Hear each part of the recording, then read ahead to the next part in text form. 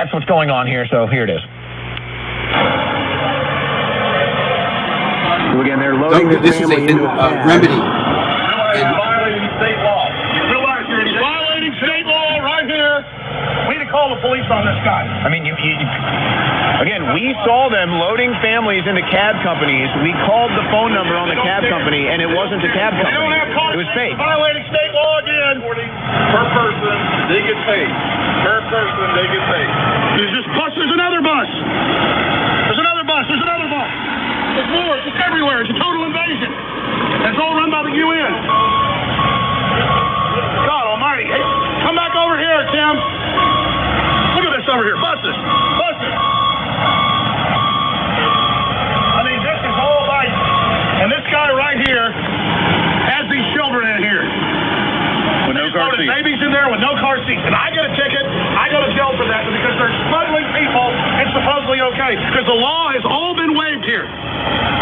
Now, the police will get you on a technicality like not having a car seat, but they don't care if you're a child that got kidnapped in Guatemala, as the Senate reports found. Stay right here, dude. I want to talk to this guy.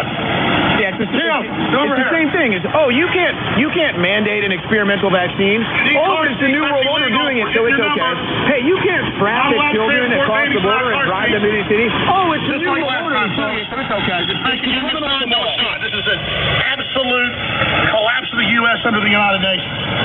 And I guess we're just going to step aside and watch more little children, not even in seatbelts, just disappear because it's okay, because Joe Biden said so.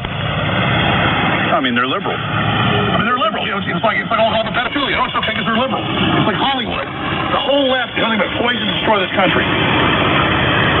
There's another bus over there. Let's go over there.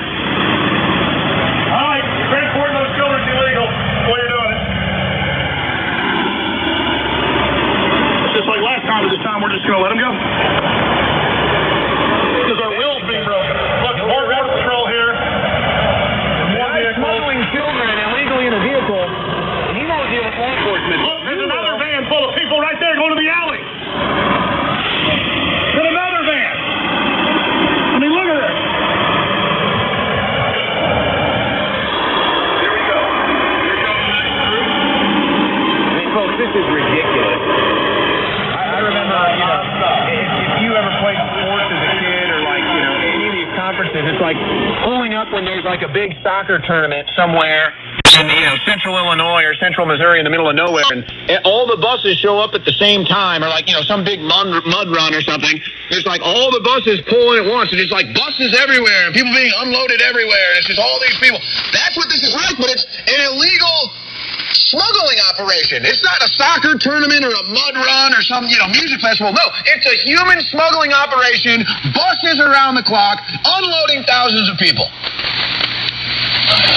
But just for the radio audience that doesn't understand, because you're just listening, I mean, that's what this is like. Imagine you're sitting at like a big, mud run event or a big music festival, and all these buses are coming in, or a college conference tournament, and just busload dropping off students and athletes and fans, and busload. Except it's a illegal immigrant smuggling pipeline, a human smuggling pipeline. Not a sporting event, not a college conference, not a music festival, an illegal immigration human smuggling operation. And the media there reports on it, and so they have to call law enforcement to try to bully and intimidate media from reporting on it. This is so sick.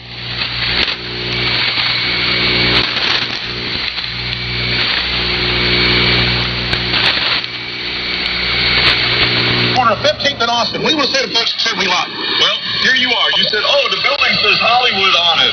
It must be a stunt. Well, here's a security guard who works for Catholic Charities RGB. You told me last time that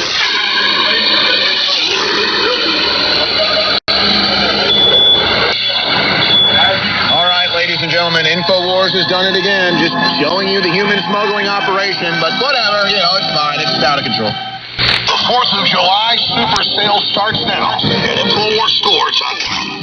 July 4th, 2021 is now upon us. That means means our yearly big sale this year. Store-wide free shipping, double Patriot points, starts right now and runs through July 4th. Survival Shield X3 Tri-Iodine, the good halogen, 60% off. BioTrue Selenium, essential for your whole body, 50% off. Ultimate Krill Oil, 40% off with the free shipping and double Patriot points. All water filtration systems are 10% off.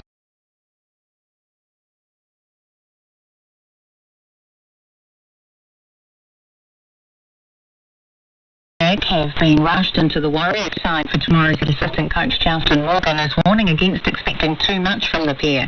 Townsend has been for a second stint with the club, while Watene Zelniak has come from the Bulldogs. The woman who caused a massive pile-up during the Tour de France's opening stage has handed herself into French police and been arrested.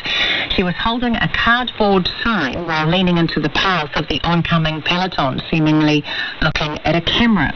The woman faces a $2,000 fine, although several riders have hinted at taking further action. That's the news. Bill Cosby walks free. This has all unfolded very quickly following this bombshell ruling, which says Bill Cosby didn't get a fair trial. Susan Ireland's vaccination rollout. It's something that we have lobbied for, just to keep the demands on the radar, given our sheer isolation. The largest ever comet coming our way. It's not going to be knocking on anyone's door, so it's not going to wipe out dinosaurs or humans. All cards on the table. Morning reports weekdays from 6 on RN National. Now the short forecast from mid 0 to midnight tomorrow. In the west from Northlands to Wellington, also Coromandel, Bay of Plenty and Central High Country. Generally fine, the odd shower about eastern Northland and Coromandel later today. Patches of low cloud or fog tomorrow morning. Gisborne, Hawke's Bay and Wairarapa are often cloudy. A few showers about northern Hawke's Bay and Gisborne. Partly cloudy elsewhere but becoming fine tomorrow. Nelson, Marlborough, Canterbury, Otago and Southland, fine and frosty. Patches of low cloud or fog inland tomorrow morning. Buller, Westland and Fiordland becoming cloudy with drizzle in Fiordland, mainly fine elsewhere but some cloudy areas tomorrow with isolated light showers. And Chatham Islands, cloudy periods and the odd shower. RNZ National at 7 minutes past 5. Kia ora rā, Susana. Tēnā koutou koutou. No mai haere mai ki checkpoint I tēnei rā. Ko Lisa Owen tēnei. Closing the doors and standing staff down. Oranga Tamariki is shutting up its Christchurch secure facility after a video leaked this week showing a child there being tackled, restrained and held in a headlock.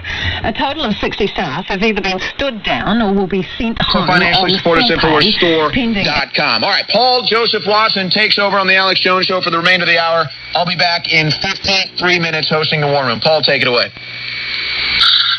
Thanks, Owen. Yeah, we have an update. In fact, two updates on the story you probably saw yesterday, or I think it was on Monday, actually, which is the case of the trans individual exposing themselves to children at Wii Spa in Los Angeles.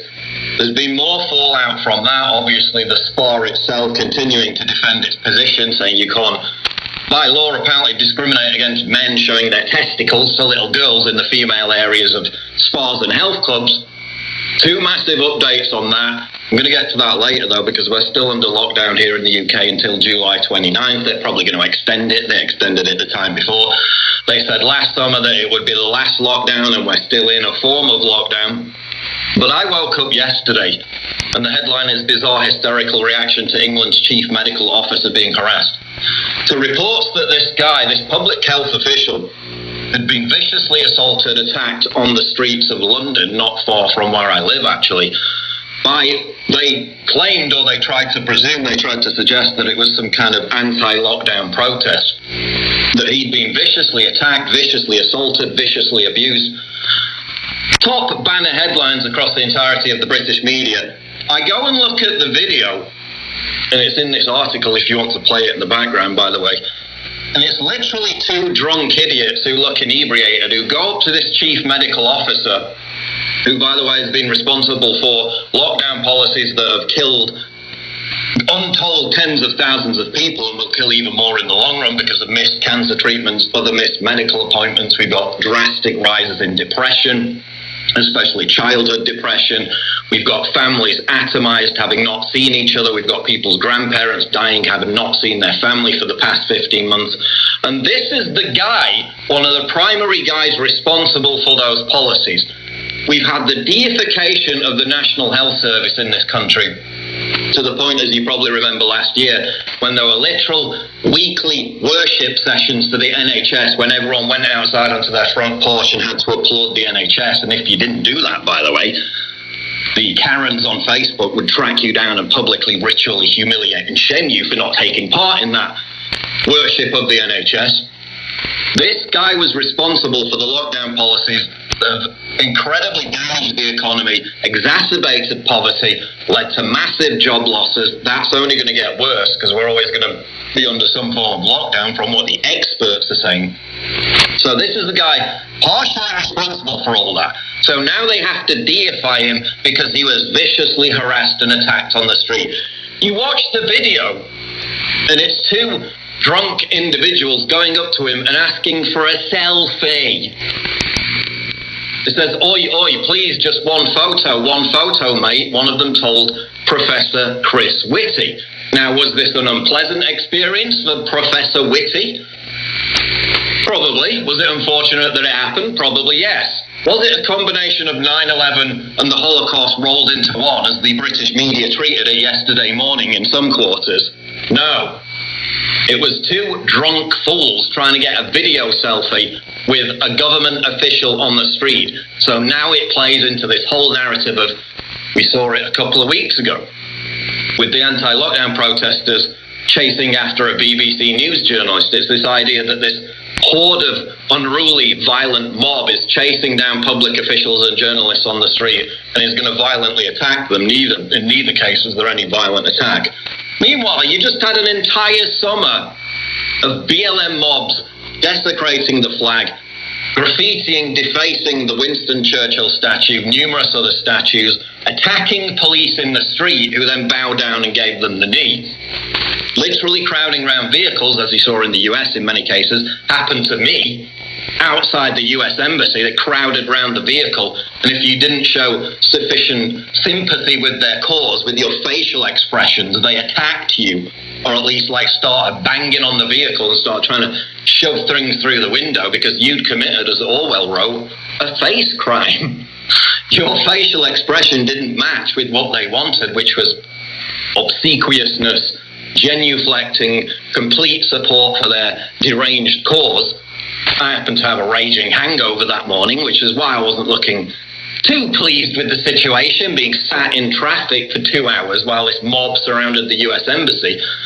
But again, they attacked the vehicles, they attacked the police violently, they throw rocks at Parliament. There was an incident where they were throwing things at a police horse and it bucked and it was completely scared, terrified to death. It ran down the street, smashed into a woman who was very seriously injured. The kind of condemnation that we saw during those months was completely absent. But now, because one deified, sanctified public health official gets accosted by two drunk people who want a selfie, suddenly, they need more security. We need to hunt down these dangerous terrorists and lock them up. You literally had Boris Johnson tweeting about this an hour later as if it was some kind of vicious attack on a sanctified member of the SAGE Advisory Committee. It was unpleasant, it was an unfortunate incident, but again, the fact that they responded in that way shows you that they're trying to put people into this bracket, which includes anti-lockdown protesters, includes anyone who makes a deified public health official look a bit uncomfortable for 30 seconds, and of course people who don't take the vaccine in this separate tier of society where they can be treated like absolute trash and discriminated against. And I see a lot of parallels emerging between the treatment, comparing the treatment between the BLM Antifa rioters who burned down entire city blocks, looted stores, attacked people viciously for the best part of a year in America, being let off completely almost across the board, charges dropped, charges reduced to trespassing, no prison time. We've got a story later about that, about a BLM rioter who literally smashed a car window in the face of a 1-year-old kid. No prison time for him. Meanwhile, you literally have the people who stormed rearrange the furniture in the Capitol building, being tortured, being ostracized, being withdrawn from legal aid, being withdrawn contact with their family, and being basically put in solitary confinement in some cases and treated like literal terrorists. They're going to start putting anti-lockdown protesters, and they're going to start putting people who don't take the vaccine for whatever reason increasingly more in that category, dehumanizing them, making them stay under de facto lockdown, where all the freedoms that the government gives everybody back, like they were the government's to give in the first place, no longer apply to those who don't wear the mask, who don't take the vaccine, who engage in an anti-lockdown protest. So I'm going to get more into that after the break, and then, as I said earlier, if you were disgusted by the story about a trans individual flashing his penis to kids in a spa in Los Angeles, just wait for this update, because if possible, it gets even worse. Summit.news will be right back. Don't go away. Do you want to give you and your loved ones premium nutrition right now? Hi, I'm Jamel Bookaboo from TeamGaday.com and the GCN Longevity Health Team. Get your premium nutrition formulated by world-renowned naturopathic doctor, Dr. Joel Wallach at wholesale, or also become a distributor and earn income while supporting this broadcast. Go to TeamGaday.com via the shopping cart or contact form, and I'll get back to you with support personally. That's TeamGaday.com with longevity. TeamGaday.com. Get healthy, not high, with 100% pure CBD powerful natural pain relief from Veterans Vitality. GCN listeners, have you ever thought about how CBD may help you? I'm sure you have heard about the many benefits of CBD. Well, here's your opportunity to try before you buy. Created by veterans and for everyone who deserves better choices, our CBD is derived from organic hemp, grown in the USA, and third-party tested. Veterans Vitality CBD saves you as much as 25 to 50% over our competition, and a portion of all sales is contributed to veteran nonprofits and events. Many of our customers have experienced improved quality of life, help with anxiety, PTSD, and overall well-being. Our products do not contain THC. They are safe, non-addictive, effective, and 100% legal. GCN listeners, get your free trial bottle of premium CBD by simply paying shipping and handling at GCNFreeCBD.com. That's GCNFreeCBD.com. Again, GCNFreeCBD.com. Offered by Veterans Vitality Premium CBD. Are you afraid to go to the mailbox because of letter after letter from the IRS? Are they stacking on more and more penalties and interest? By now, you know the problem won't go away on its own. Don't let the IRS chase you to your grave with penalties and interest and liens and levies. You need real help now. I'm Dan Pilla. I wrote the book on tax debt settlement, and I help thousands of people solve tax problems they thought couldn't be solved. I can help you too. Call 800-34-NO-TAX or go to my website, danpilla.com. That's danpilla.com. danpilla.com. We've all seen and perhaps used the alcohol-based hand sanitizers. Have you noticed how it dries your skin, and as soon as the alcohol evaporates, it's no longer effective? GCNteam.com has alcohol-free antibacterial soap and foam, meeting or exceeding all requirements set forth by the United States Food and Drug Administration. Come to GCNteam.com, keyword antibacterial, or call 877-878-4203. Attention Americans with an IRA or 401k. This is a message from the desk of Chuck Norris. It reads, fellow Americans, we are facing uncertain times. Higher taxes, higher inflation, higher government spending, and higher debt. As a result, millions of Americans could see their life savings disappear. Now, I worked hard for my money, and I've worked even harder to keep it. And there's a small secret I learned along the way to keep Uncle Sam's hands out of my pocket. Let me show you right now. Pick up your phone and call 866-967-2808 and directly into your circulation. This patented technology bypasses the stomach and is released into the small bowel unaltered by digestive enzymes and the L's to the Boston Red Sox on the road at Fenway. You increase the chances of mutations. Barbara Ferrer is the county's public health director. And while so far we've been... Poirier, the highly anticipated trilogy fight. Welcome to the big show! This is the fight that settles it all. UFC 264, Saturday, July 7th, 10 p.m. That is a grand slam right there by Jared Walsh. If you're not delighted, return it for a full refund. There's nothing to lose and convicted. In most courts. Oh, yeah. But that bore is closed until 4:30 a.m. All the other bores will remain open all night. At Harris Ranch, they do beef that's raised locally, right here in California. Tender steaks, awesome burgers, and California classics like to helping others avoid health issues. He became aware of his own non-cholesterol.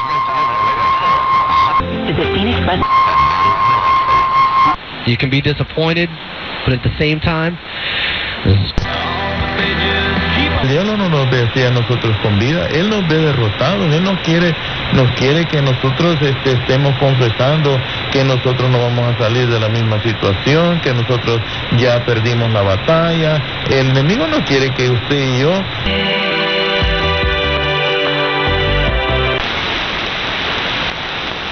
Posibilidad de vivir una vida diferente en mi familia, con mis hijos, como esposo, como madre soltera. Something. And to some point, you have to say, it looks like the temple of the king. Information, and I turn you loose.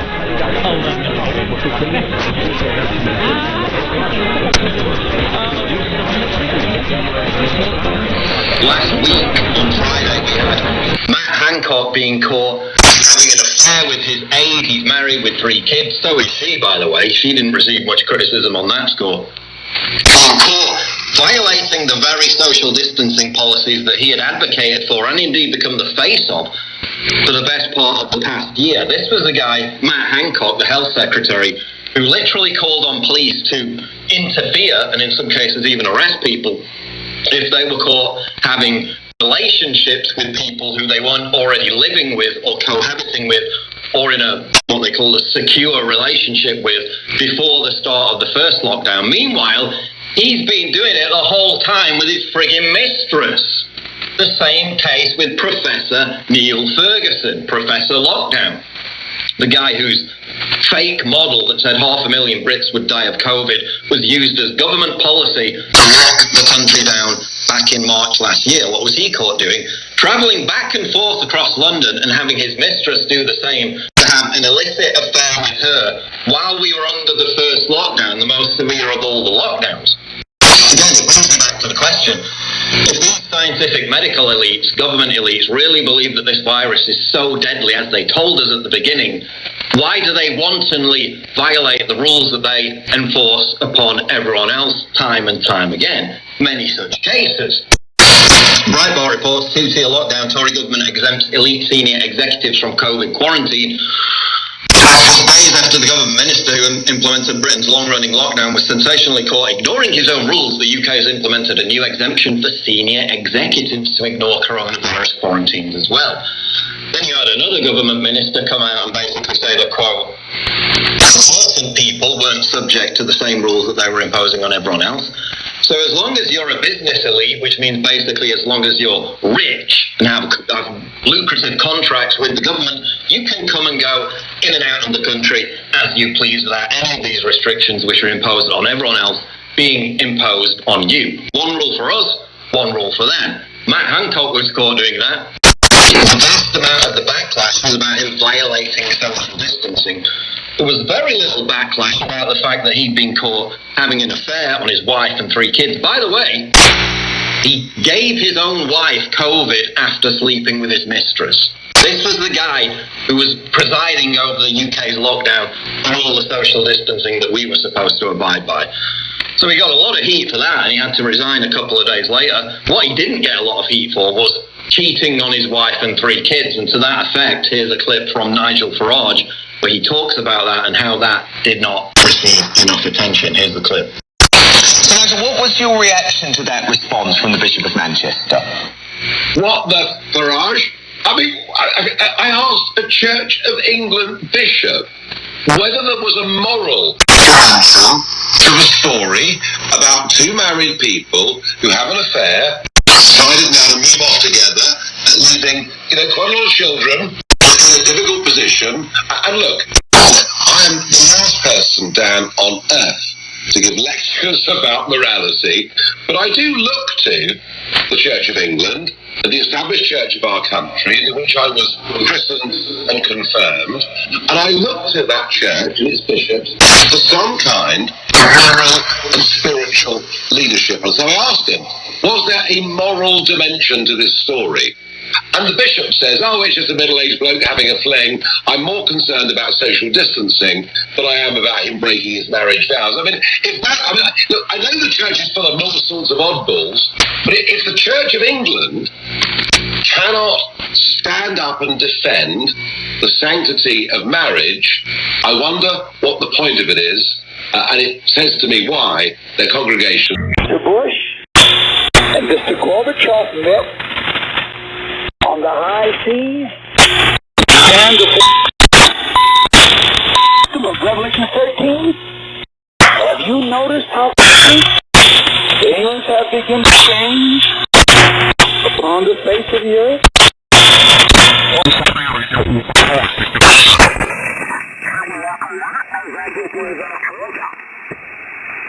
Contest Victor Alpha 3 Radio Alpha Charlie.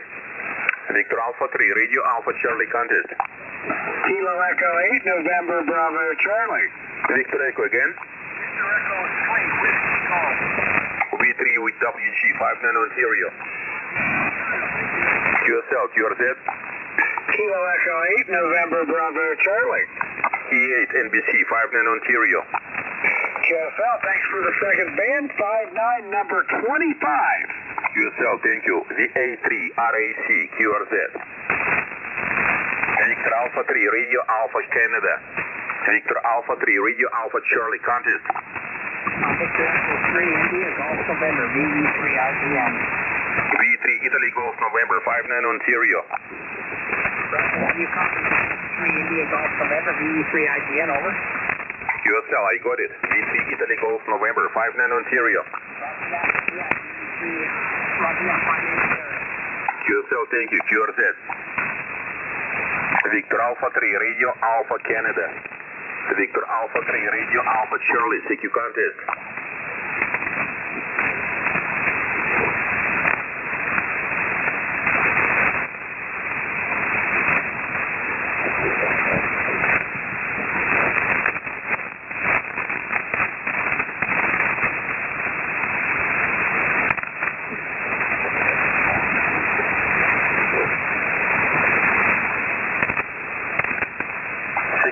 Victor Alpha 3 Radio Alpha Charlie. Victor Alpha 3 Radio Alpha Charlie. Victor Alpha 3 Radio Alpha Charlie. CQ contest. CQ contest. Victor Alpha 3 Radio Alpha Charlie. Victor Alpha 3 Radio Alpha Charlie. Victor Alpha 3 Radio Alpha Charlie. CQ contest.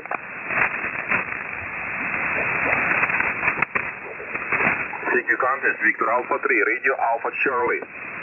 Victor Alpha 3 Radio Alpha Canada. Victor Alpha 3 Radio Alpha Canada. CQ contest. CQ contest. Victor Alpha 3 Radio Alpha Charlie. Victor Alpha 3 Radio Alpha Canada contest. Victor Echo 3 Papa Tango Alpha.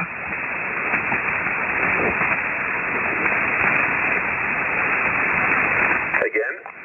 Victor Echo 3 Papa Tango Alpha. V3 PTA 59 Ontario. V3 Papa Tango Alpha 59 Ontario. Roger that. It's a duplicate, unfortunately. Sorry.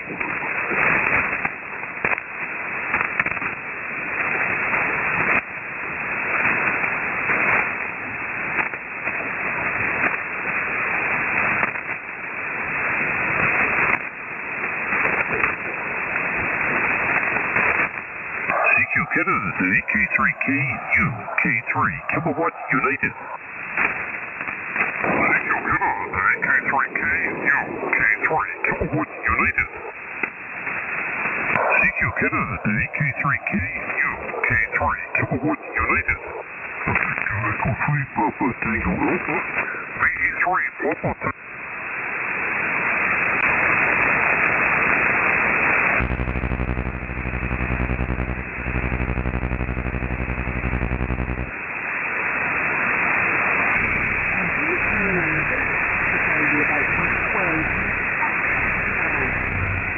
درجات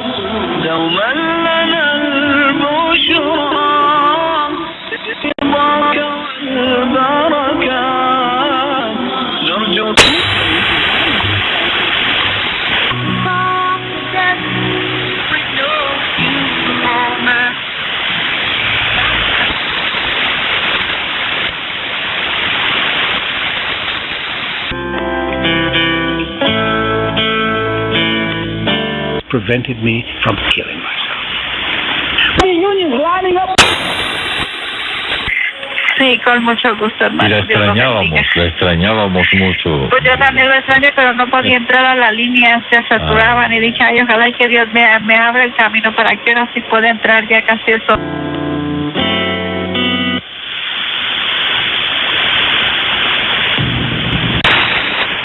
To come against a little country called Iraq. We're drunk. We're committing billions of dollars to a little battle in the Middle East. We're drunk. We're like a bunch of fools. It's like I read in the local paper today. Did Mr. Bush think just 1 minute before he made the move? Well, how comes our intelligence didn't know that fellow was going to do that and get our people out of there? Are we so dumb, the greatest nation in the world? He's going to tell when a man's heart would beat, know the thoughts of with everybody else, that we didn't know that this fellow was going to do it. Ladies and gentlemen, not only did we know he was going to do it, we planned and helped him to do it. Somebody said, preacher, you won't put that on radio. Oh, I have already done it. And I'll do it again.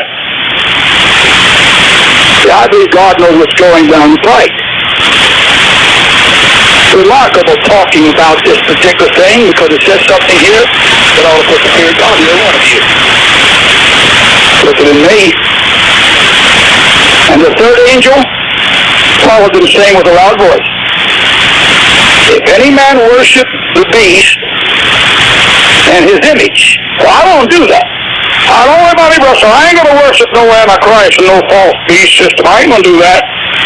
Well, then it goes on and tells you how you will, if you do this next thing you will, by receiving his mark in your hand or in your forehead. Well, I wouldn't do that. So that means you're going to give up your home, and your car, and your job, and your life, and your telephone, because you won't be able to buy or sell or function without that mark. Well, we ain't gonna be here. Well, all I say to these pre-tribulation rapture preachers, they better get you out of here pretty quick. If they're gonna get you out of here, they better soon get their little boat filled up, and they're whistleblowing at the station, because you're still here, and there's no sign that your Christ is coming for you tonight. You think a bride don't know when her wedding night is coming? Most brides are so excited the night before the day of the wedding. Does the church act like they're excited about the coming of Jesus? The so-called apostate church that says, I ain't going to be here. No, they ain't going to be at the wedding. I can tell you that much. You know, brides have an excitement about them, don't they? They know even the night before when the wedding's going to take place. We tell us we're the bride and we don't know when the wedding going to take place. Kind of a foolish bride, isn't it? I want to read some more of that, then I'm going to do some other things here. If any man worship the beast in his image and receive his mark in his forehead or in his hand, can I stop for a minute again? I just received a tract, 2 this week in the mail from 2 ministries that warn the people. Listen to me carefully. Will you please, would you try to find some way to listen with something more than these things you got on the side of your thing called flappers?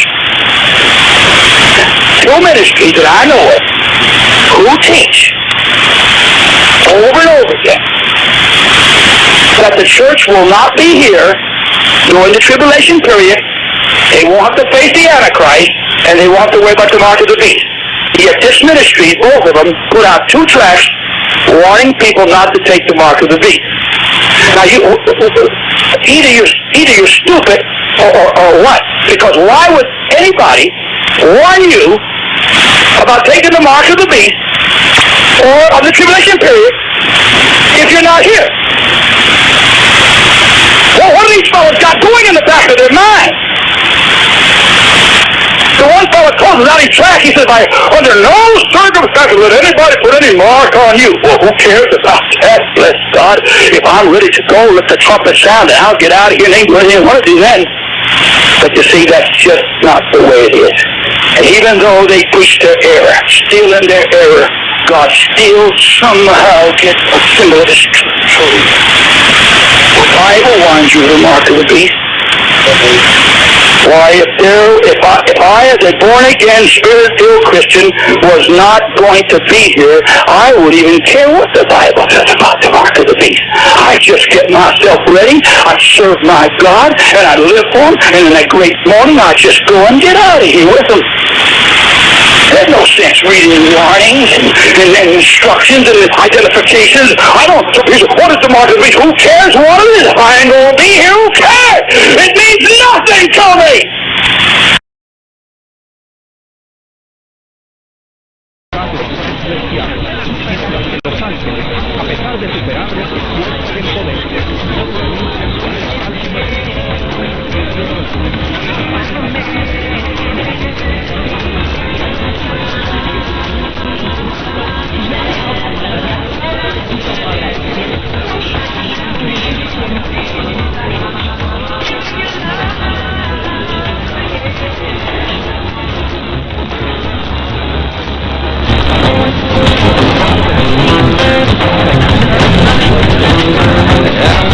Next hour, Coach Bob joins us, tells us how you can cope during this strange situation we've been in for a year and a half, and also he'll be talking about people who have gone nuts on airplanes. What is happening with that? So that's next hour. We're going to come back in a moment with Christian Wild, myheartbook.com, and take phone calls with him as we talk about supplementation.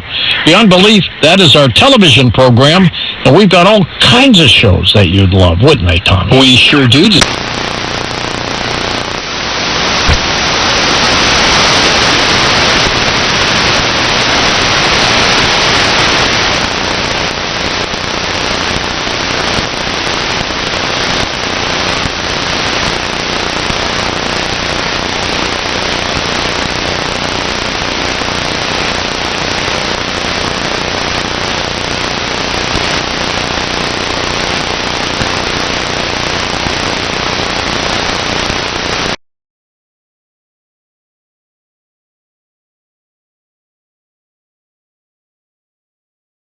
John the Baptist was out there preaching to prepare people to be redeemed so they wouldn't be a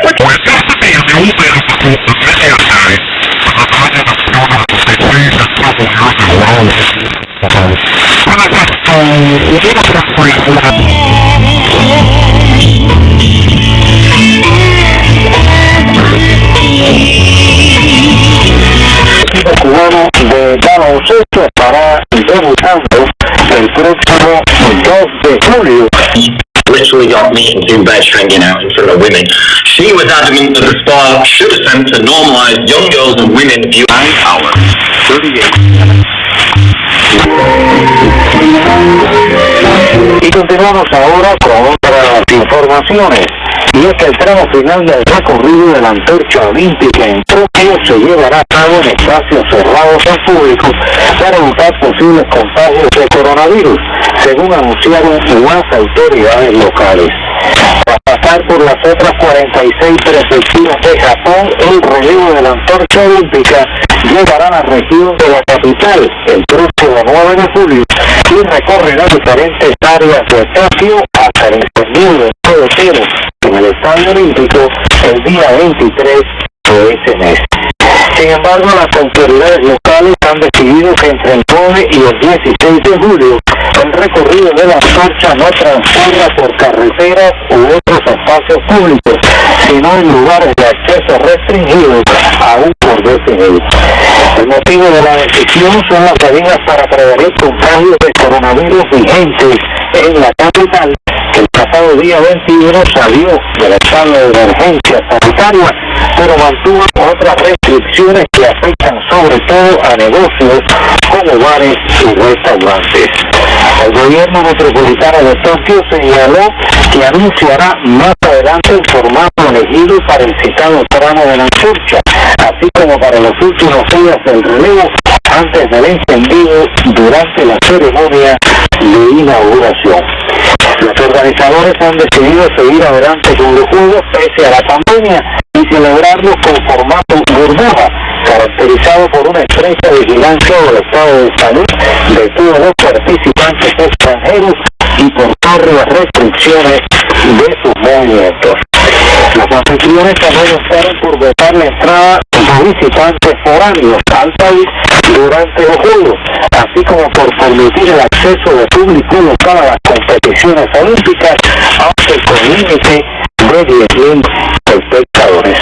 Así que todas las informaciones actualizadas en deportes, Carlos Alberto Cabrera les invita a que mantenga la sintonía con Radio Habana, Cuba.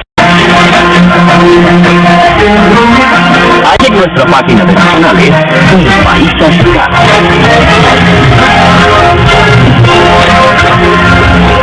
El Hospital Provincial de Pinar del Río acoge a los enfermos trasladados desde el Hospital de San Cristóbal, afectado por el temblor de tierra ocurrido ayer en ese territorio. Alberto Hernández amplía. Sí, gracias y saludos a los amigos oyentes de Radio Habana, Cuba.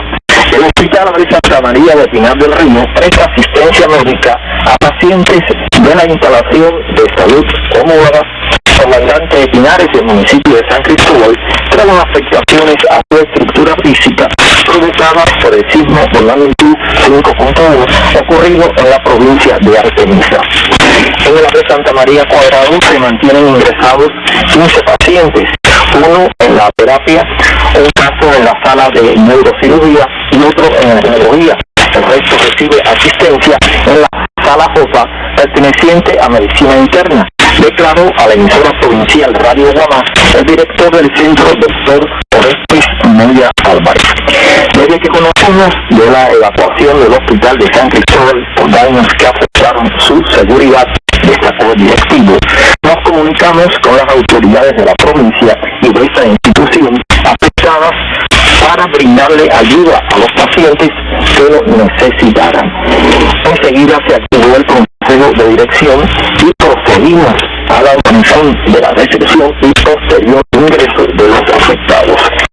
Certificó el director del Hospital Provincial Abel Santa María de Pinar del Río, doctor Orestes Moya Álvarez, que cuentan con todos los aseguramientos logísticos, médicos y no médicos y de capital humano como especialistas, personal de enfermería y de apoyo para garantizar una atención médica adecuada tanto necesiten de cuidados.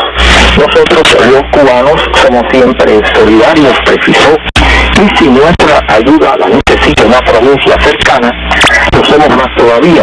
Estamos hablando de personas que requieren atención médica especializada y ya aquí la reciben hasta tanto se concluya el levantamiento de los posibles daños del hospital donde eran atendidos. Prestan asistencia médica en el Hospital Abel Santa María de la ciudad de Pinar del Río a pacientes de instalación homóloga en San Cristóbal, luego de afectaciones provocadas por el sismo de magnitud 5.1 ocurrido en la provincia de Artemisa. Desde Pinar del Río y para los amigos oyentes de Radio Habana, Cuba, Alberto Hernández Cáceres. Ahora nos vamos hasta Villa Clara. Dalia Reyes nos informa sobre la visita a la provincia del presidente de la Unión de Periodistas de Cuba. Adelante. Saludos desde el centro de la isla para las amigas y amigos de Radio Habana, Cuba. Como parte de los análisis que se realizan en todo el país sobre el rol de los periodistas cubanos en los tiempos que vivimos y a raíz de los debates sobre la comunicación y los medios en el 8º Congreso del Partido, el presidente de la Unión de Periodistas de Cuba, Ricardo Ronquillo Bello, sostuvo un intercambio en Villa Clara con representantes de los órganos de prensa en el territorio. El encuentro con un reducido número de colegas debido a los protocolos de enfrentamiento a la COVID fue presidido por Osmar Miguel Colina, miembro del Buró Provincial del Partido, otros dirigentes políticos y Bolivia Tamara Cruz, al frente de la UPEC en Villa Clara. Ante un escenario económico, social y mediático totalmente diferente, la comunicación también debe transformarse, tal y como exige nuestro pueblo, dijo Ronquillo Bello. Cuba dio un salto de la era analógica a la era móvil. Y eso me lo cambió todo en el ámbito de la comunicación. Y entonces ahora de lo que se trata es de cómo nosotros, en nuestra prensa, emprendemos este desafío e intentamos dar ese salto. Entonces nuestro país está viviendo cambios muy sustantivos, políticos, sociales, económicos, comunicacionales, y sin embargo, a veces nos resulta difícil estar en el lugar exacto que necesitamos en la comunicación. En torno a las justas críticas realizadas por el 8º Congreso del Partido a la prensa y a la comunicación en Cuba, en donde se señalan muestras de triunfalismo, estridencia y superficialidad en los medios, Ronquillo Bello señaló que ellos nos imponen seguir apostando cada vez más por la calidad de todo lo que hacemos a tenor de un nuevo modelo de prensa en el país. Se refirió por otra parte a los avances concretos en este campo, por ejemplo en la aprobación de una nueva ley de comunicación y la prioridad que hoy le brindan el partido y el gobierno a este tema esencial, sobre todo ante una gran guerra mediática cada vez más desenfrenada y cruel contra la revolución. Pero ninguno sabe que uno de los grandes constructores de consenso de este país es este sistema de prensa. Y el día que la gente no crea en ese sistema, estará dejando de creer en la revolución. Entonces, la piedra preciosa de nuestra periodismo es la credibilidad del sistema de medios públicos. Y la credibilidad solo se garantiza si el sistema de medios públicos aborda con transparencia, con oportunidad, con instantaneidad, con inmediatez, con profundidad. Lo que nos estamos jugando es el crédito del sistema de medios públicos y junto con el crédito del sistema de medios públicos, el crédito del sistema de instituciones públicas de la revolución. El desafío hoy es hacer coincidir cada vez más las agendas mediáticas a las agendas públicas, es decir, reflejar con creatividad y sin cortapisas en nuestros medios la realidad del país, con sus luces y con sus sombras. La consigna es reinventarnos, la consigna es innovarla, la consigna es actuar. Hay que tener un grado muy amplio de capacidad de búsqueda, de innovación, de transformación. Uno siente que hay una sensibilidad creciente sobre los problemas de nuestra prensa, sobre la necesidad de acelerar la transformación de nuestra prensa. La construcción de un nuevo modelo de prensa en Cuba requiere como 4 pilares básicos. Un primer pilar de la construcción del nuevo modelo de prensa sería la construcción de un nuevo tipo de relación entre el sistema de instituciones públicas, incluyendo el partido, y el sistema de medios públicos. El segundo pilar es de la construcción de un nuevo modelo de gestión editorial. El tercer pilar, la construcción de un nuevo modelo de gestión económica de los medios. El cuarto pilar, un nuevo modelo de gestión tecnológica, de ciencia, innovación y de formación de profesionales. Seguimiento en Villa Clara a los análisis del 8º Congreso del Partido sobre el papel de los medios de comunicación y sus desafíos en la actualidad. Desde el centro de la isla, Dalia Reyes Pereira para Radio Habana, Cuba. Y lo que más queremos decir que la producción de alimentos es una cuestión vital para el país. Todos los otros que se está haciendo por sembrar, por cultivar para que después exista cosecha, hay que seguir intensificando, ahora con más razón cuando más gente se va a incorporar a las actividades productivas y laborales, porque ese es el tema que tenemos que resolver ya definitivamente en nuestro país, porque no podemos seguir dependiendo de las importaciones tan altas de alimentos y ahora también meses complejos, que es importante toda la prioridad que le prestemos a eso.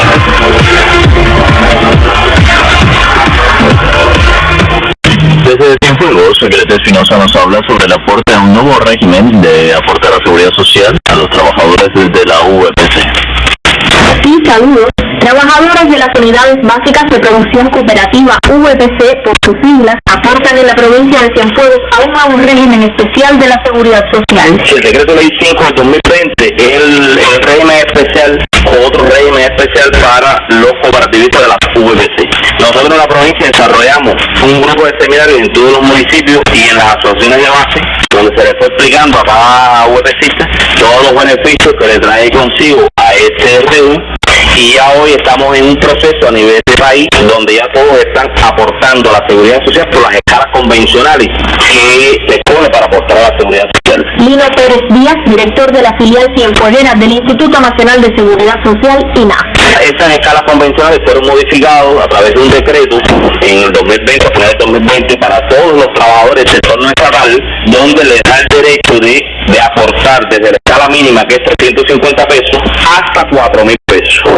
O sea, la persona escoge y aporta a la seguridad social. Todo cálculo que se vaya a hacer basado en cualquier prestación de la seguridad social, en cualquier régimen especial, incluso este que estamos analizando, que es el decreto de la UPC, todo va, el cálculo se efectúa sobre la escala convencional por la que se escoge para aportar a la seguridad social. Porque el decreto ley 5 entra como un régimen especial, pero tiene todas las protecciones de la seguridad social como la ley general de la seguridad social. Aportan cooperativistas de las VPC a nuevo régimen especial de la seguridad social en Cienfuegos. Greta Espinosa, Radio Habana, Cuba.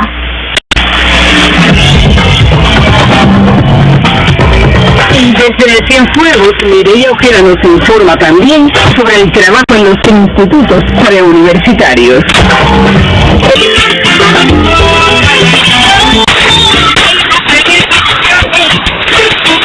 La realización de las pruebas de ingreso a la educación superior son acciones priorizadas por docentes y estudiantes a pesar de las situaciones epidemiológicas por la COVID-19. Sobre todo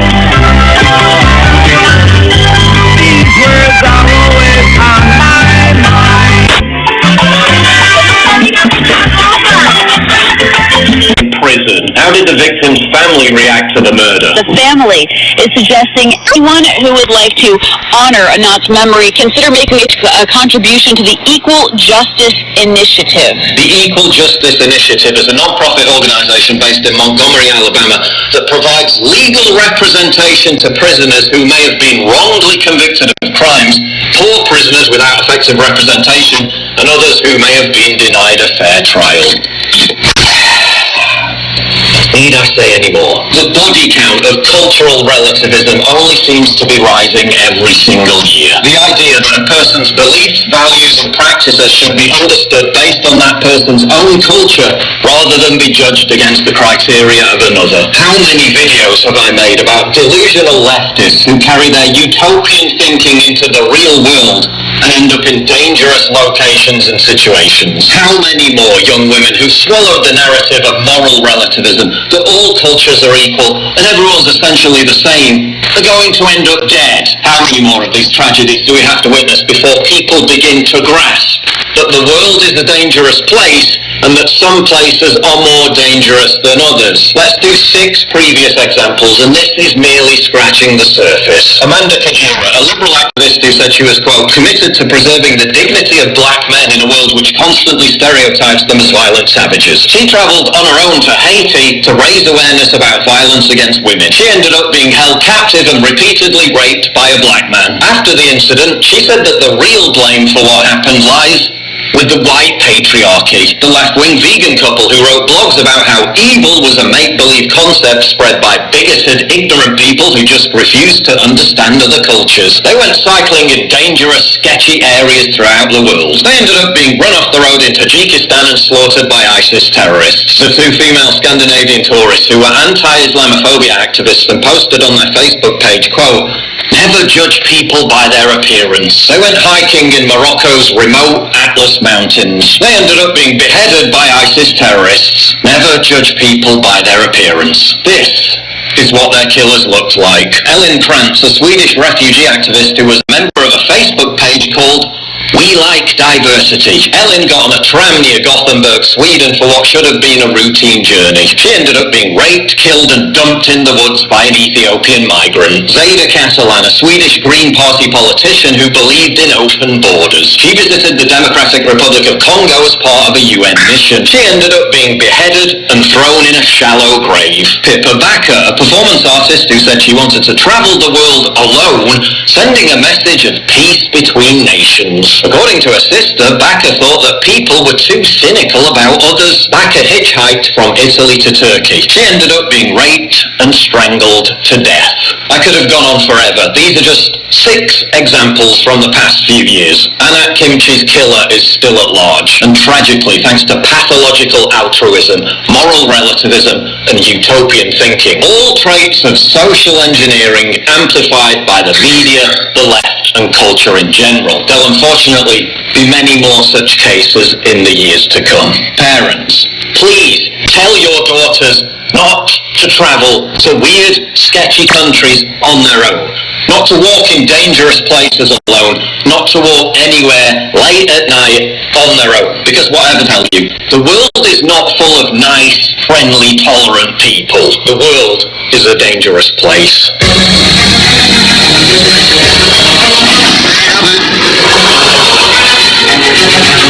Many such cases, and on the subject of criminals not being convicted, headline, BLM rioter who smashed car window in a toddler's face, again, to get justice for George Floyd, obviously, avoids jail time after lawyer says it was an emotional time.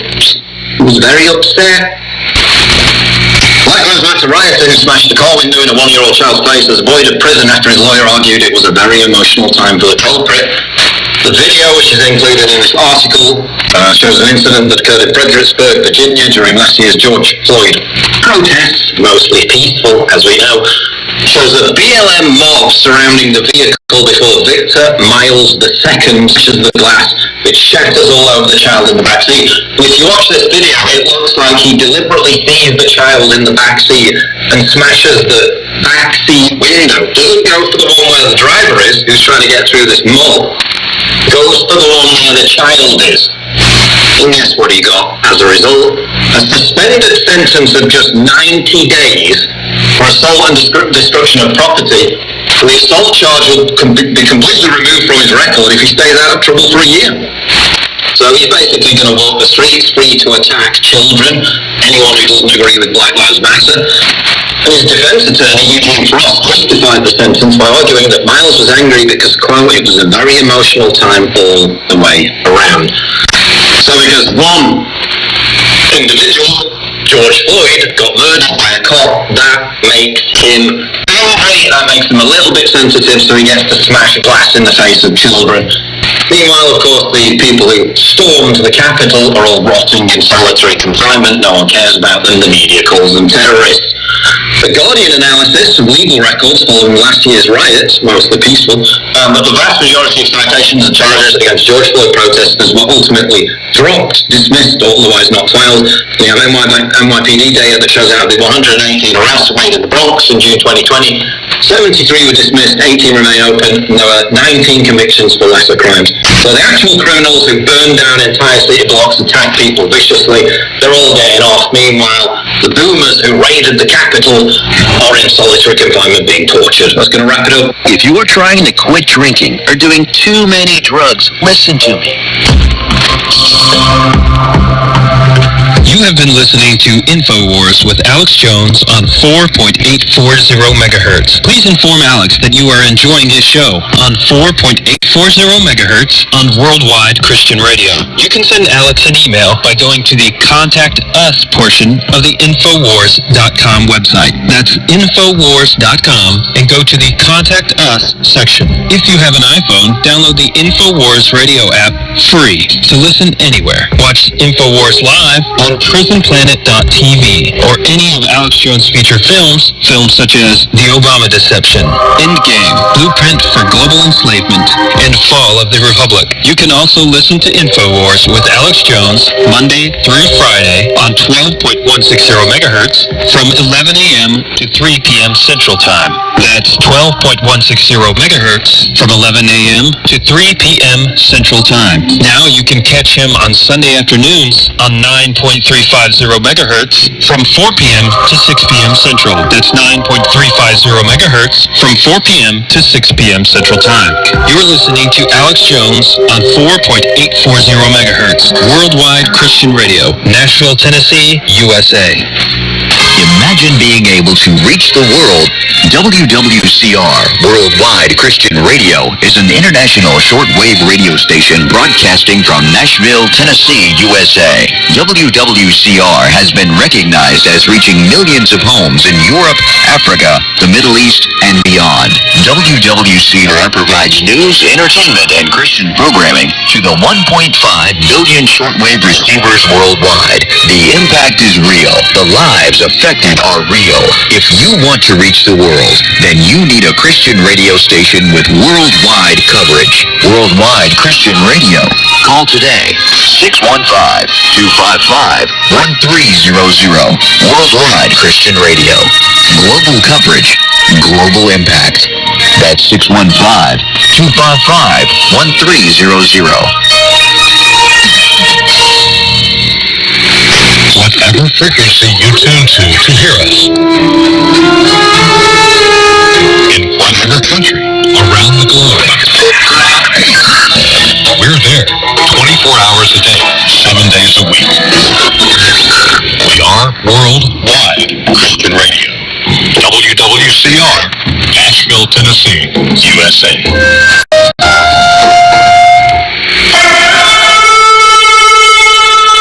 From Baltimore, South Carolina, in the United States of America, the international broadcast, The Overcomer, with the voice of the last day prophet of God.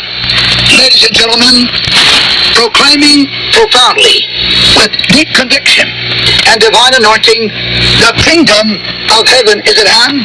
Stay tuned now as we carry you into our programming here on the Overcomer radio broadcast, projecting to all mankind everywhere that Jesus Christ is coming in your lifetime. This is the last generation. Prepare to meet your God. Maranatha.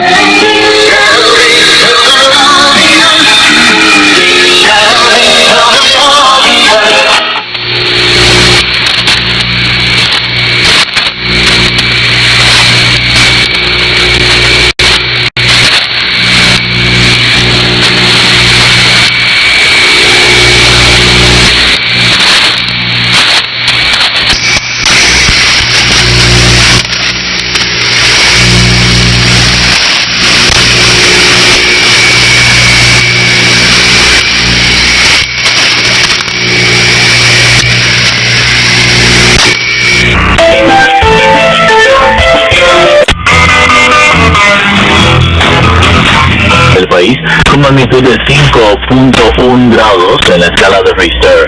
El mandatario en su cuenta en Twitter señaló el permanente contacto entre la máxima dirección de la nación y las autoridades de la provincia de Artemisa, donde hubo mayor impacto del temblor. Escribió en la plataforma que de inmediato comenzaron las labores de recuperación, particularmente de lo dañado en la estructura del hospital Comandante. El embajador Juan Antonio Quintanilla, representante permanente de Cuba ante los organismos internacionales con sede en la ciudad suiza de Ginebra, ratificó que su país mantiene su política de tolerancia cero ante cualquier modalidad de trata de personas. Destaca la Cancillería cubana la María Gracia, relatora especial sobre trata de personas, especialmente mujeres y niñas, en el 47º periodo ordinario de sesiones del Consejo de la ONU para los Derechos Humanos. El representante cubano resaltó que la nación caribeña cuenta con un plan de acción nacional como herramienta fundamental en la acción mancomunada del Estado y la sociedad civil para garantizar la prevención, enfrentamiento y protección a las víctimas de este delito. Quintanilla explicó que a nivel internacional Cuba mantiene las acciones de cooperación y el intercambio oportuno de información con las organizaciones pertinentes, incluida la Interpol, Organización Internacional de Policía Criminal, el sistema de la ONU y los organismos homólogos de países europeos y de la región latinoamericana y caribeña. El Consejo Nacional Electoral de Venezuela presentó la metodología de auditoría de software que utilizarán en los comicios municipales y regionales del venidero 21 de noviembre. Durante una rueda de prensa se explicaron los criterios a aplicar, la cantidad de electores que serán auditados, los municipios y regiones y la selección de los organismos electorales subalternos y los miembros de las organizaciones políticas postulantes. El director general de la Oficina Nacional de Planificación y Organismos Electorales Subalternos, Luis Guillermo Piedra, describió que para el proceso de elección de los miembros de mesa son posibles candidatos todos aquellos que están en la base de datos del registro electoral. La Cámara de Representantes de Estados Unidos aprobó la creación de un comité selecto para investigar el ataque contra el Capitolio ocurrido el pasado 6 de enero por seguidores del expresidente Donald Trump. El diario The Hill, especializado en temas del Congreso, informó que la creación de un panel enfocado en investigar los incidentes violentos de inicios de año puede convertirse en una lucha partidista para establecer esos hechos. Los legisladores estadounidenses votaron ajustados a sus líneas partidistas, 222 a favor y 190 en contra, pero solo 2 republicanos se unieron a los votos demócratas en respaldo al nuevo comité. El embajador de Cuba en Qatar, Oscar León, analizó en reunión con un funcionario catarí la posibilidad de colaboración entre medios de prensa de ambas naciones. A propósito de su encuentro con el director ejecutivo de la Qatar Media Corporation, Abdul Rahman bin Hamad Al Thani, destacó León los vínculos entre los dos pueblos. El diplomático consideró que los medios pueden contribuir a un mayor conocimiento mutuo de las culturas, modos de vida, tradiciones e historia, y los logros en la implementación de los objetivos de desarrollo. El expresidente de la Cámara de Diputados de Bolivia, Víctor Borda, anunció que narrará en el juicio contra el golpe de Estado del 2019 momentos del drama vivido entonces por el país. Respondió Borda a la Fiscalía que declarará como testigo y víctima contra los exfuncionarios del régimen de facto, quienes violaron la Constitución al obligar a renunciar al entonces primer mandatario Evo Morales. Según la Fiscalía, la dimisión del ex titular parlamentario boliviano resultó crucial como último eslabón en la asociación constitucional tras las renuncias de Morales, el ex vicepresidente Álvaro García Linera y la líder senatorial Adriana Salvatierra. Una pequeña representación del pueblo en la provincia de Santiago de Cuba junto a las autoridades rindieron tributo a los jóvenes revolucionarios Salvador Pascual, Floro Vistel y Josué País, quienes fueron asesinados por la dictadura batistiana hace 64 años. Hasta el lugar donde cayeron en combate, los presentes depositaron una ofrenda floral en la intersección de las calles Martí y Corbet para honrar la memoria de los heroicos combatientes del movimiento 26 de julio. En nombre del pueblo de Cuba se efectuó el acto de recordación que enaltece el ejemplo de entrega de los jóvenes Josué País, Salvador Pascual y Floro Vistel. Los resultados obtenidos en los programas agroalimentario y de la vivienda merecieron a Corralillo la sede de las actividades centrales en la provincia cubana de Villa Clara por el Día de la Rebeldía Nacional. Corralillo sobresalió en la emulación sostenida con el resto de los municipios por sus aportes en la producción de materiales constructivos y la estabilidad en el enfrentamiento a la COVID-19. La ocasión será propicia para reconocer a trabajadores destacados e impulsar la producción de alimentos. Las actividades se realizarán dentro de las medidas higiénico-sanitarias debido al actual escenario epidemiológico. El buró del partido en ese territorio reconoció también a Quemado de Buines, Santo Domingo y Sabana Grande por el cumplimiento de lo planificado en el primer semestre del año.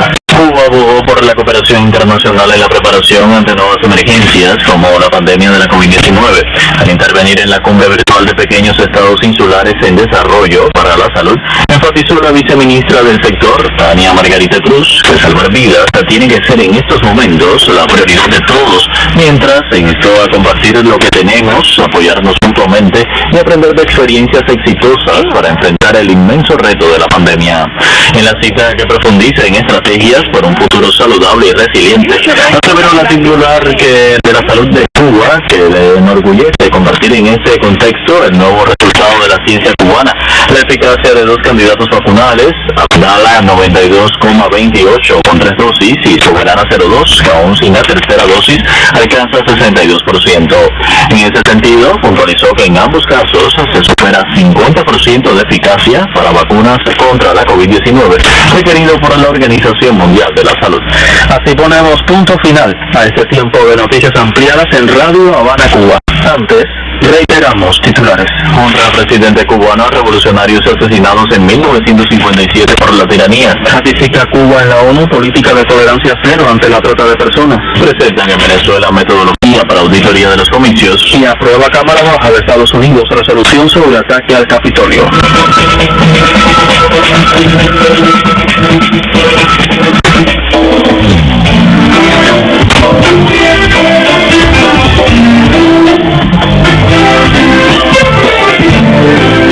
Y así llegamos a la segunda hora de transmisión de la revista informativa desde Mi Habana. Si usted se mantiene junto a nosotros hasta las 11 de la noche, hora de Cuba, las 03 horas del tiempo universal coordinado, podrá escuchar el comentario internacional a cargo de Víctor Roberto Morejón, el momento musical con la propuesta de Teresa Martínez y Cubana, con una realización de Aida Díaz Chan.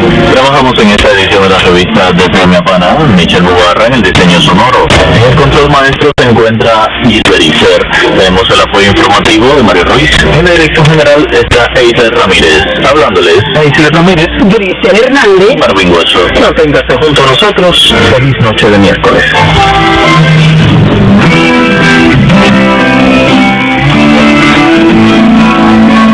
Desde La Habana, de lunes a sábado de 8 a 11 de la noche. La Habana pinta todo. La Habana y yo temblando de emoción. Una síntesis de lo ocurrido para mantenerle informado. Una variedad de cuestiones de la acontecer nacional y mundial. Una nueva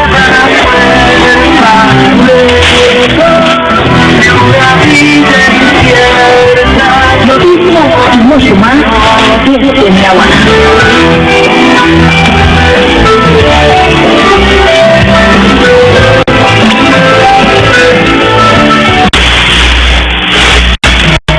Tras el reciente sismo registrado en el occidente del país con magnitud de 5.1 grados en la escala de Richter, es permanente el contacto entre la máxima dirección de la nación y las autoridades de la provincia de Artemisa, donde hubo mayor impacto del temblor.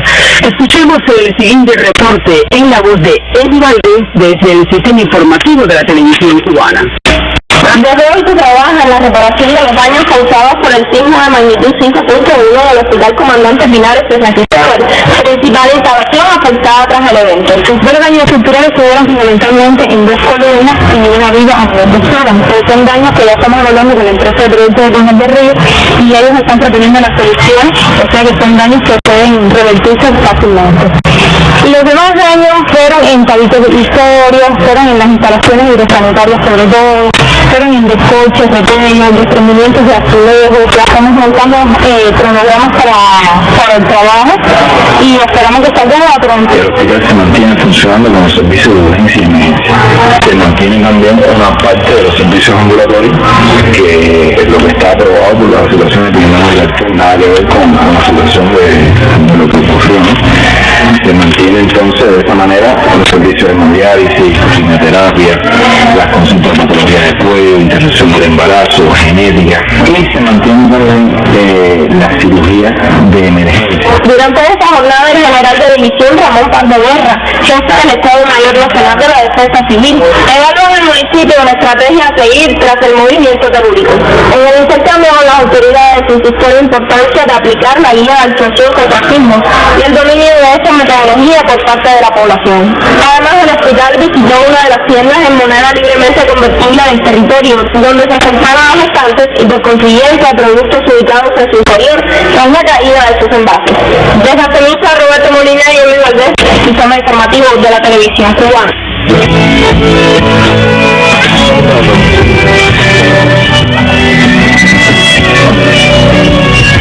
Proseguimos con más informaciones en La Habana. Adelante. Benjamin Batista es un ejemplo de los artistas en los que Fidel Castro pensó que hizo referencia hace 60 años al dirigir sus palabras a los intelectuales.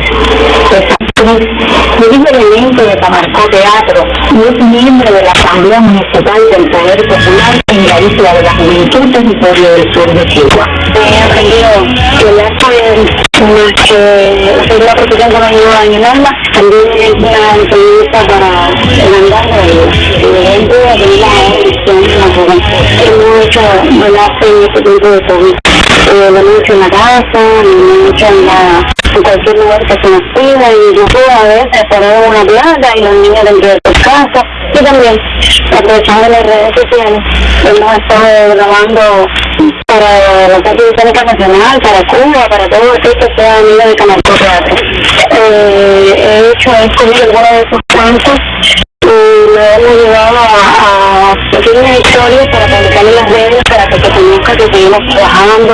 El apoyo que Meir recibió en sus 24 años de labor no recuerda y agradece, fortalecieron su identidad. Aún de hacer, no la puedo dejar de mencionar nunca, es la labor principal para que yo después de una segunda etapa de mi vida artística comenzar a renacer como dice uno, directora de proyectos que comparto en Ciudad de La Habana, Alberto Cordero, el director del Grupo Ciudadano, que es el marcó teatro. Me dio una vez contar, lo otro como yo contaba, y me da la idea de crear este proyecto aquí en la Isla de la Juventud.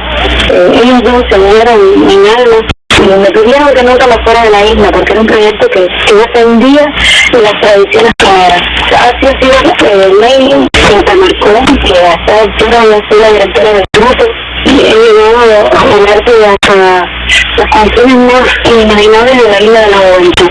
Y una de las familias que me he encontrado en el camino, familias del arte, de los del público, niños, de mi cuadra, de mi museo, y a través del arte, me reducía muchísimo. Eres una iluminada en la juventud con 24 años, quizás nadie pueda imaginar, porque sí tuve la oportunidad de vivir en La Habana 5 años con una estación de servicio, en el grupo de Jardín Almanza, y después en el grupo de bibliotecas. Regresé para mi isla, pero es que yo me la veo fuera de la Isla de la Juventud. He hecho misiones internacionalistas. Yo no me veo que haya muchachos fuera de mi Isla de la Juventud, defendiendo los valores, defendiendo la historia, representando ante el público. Miriam Batista es una mujer cargada de mucho trabajo y responsabilidades. Además de la labor actoral y de dirección del grupo, es delegado del Poder Popular. Hace ya 4 años voy a cumplir, estoy delegada de circunscripción. En total estos 19 años en una situación bien complicada. Todos sabemos que hemos estado pasando por la pandemia de la COVID. He tenido que hacer un interés fuera del mundo del arte, para acercarme más al pueblo de Marcación. No me ha sido nada difícil, porque también, como todo un proyecto comunitario que trabaja en Consejo Popular, donde soy delegada con la circunscripción 33, me ha facilitado en los encuentros como delegada. La COVID fue el Consejo Popular en uno de los más complicados. Hace me dio a conocer inclusive a pensar en las dos cosas, a pensar como delegada y a pensar en que cuando yo volviera a retomar el trabajo como actriz, qué temas debería tratar con la población, por lo menos de la isla y de este Consejo Popular. Porque las dificultades que encontré en la COVID me servían perfectamente para hacer trabajos específicos a través del teatro. También en esta última etapa que hemos estado haciendo trabajos en las redes sociales para las partes técnicas nacionales, han sido trabajos que tienen enseñanza, pero trabajos que van también muy apegados a este tema de la COVID, porque lo viví, como lo decía anteriormente. Entonces siempre traté de intencionar estos trabajos que hacemos en las redes para los niños a través del chat, que tuvieran que ver con la enseñanza de lavarse las manos, con la enseñanza de usar el masobuco, y cosas que estoy intentando ambas tareas. Pero sí que me ayudó muchísimo a la hora de ser delegada, porque ese vínculo directo con el pueblo, con el elector, el convencimiento de que en parte tiene razón y en parte no, que no podemos buscar nosotros los artistas, que sabemos cómo llevar una situación bien complicada a una situación pasiva, y eso me ayudó mucho a la hora de